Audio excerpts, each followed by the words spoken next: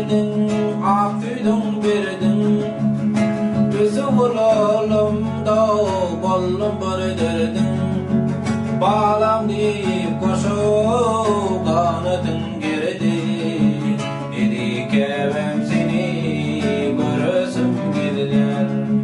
Bağlam deyip koşup kanadın geredi.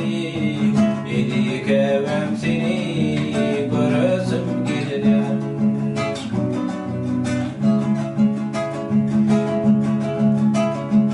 Çiğnemi deriptin tağım dudundan.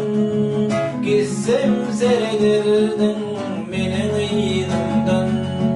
Oşap kalma yardım yüzümde.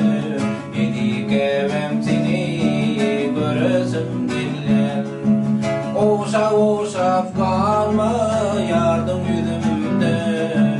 Edik evim seni görürsüm diller. Yatlap gelirdin sen oğlum iyidinnan.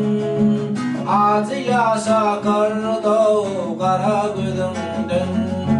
Mehremecem hiç duymadım sözünden.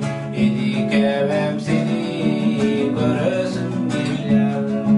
Mehremecem hiç duymayan sözünden.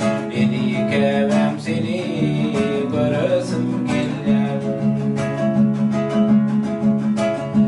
Neyleyin yaşladım kaygısada. Huday giyinip bir yer darlık hisseder. Valdan geçip barıyar yürek kussada. Edik evim seni görürsüm diller. Valdan geçip barıyar yürek kussada. Edik evim seni görürsüm diller. Can dostlarım razı bolun siz menden. Vaktim dolu yine gitmedim onun. Köp yıllar geçiptir ayrıyacımdan. Edik evim seni görürsüm gelen. Köp yıllar geçiptir ayrıyacımdan. Edik evim seni görürsüm gelen. Bağ oğlum yatlap korkan çalyan.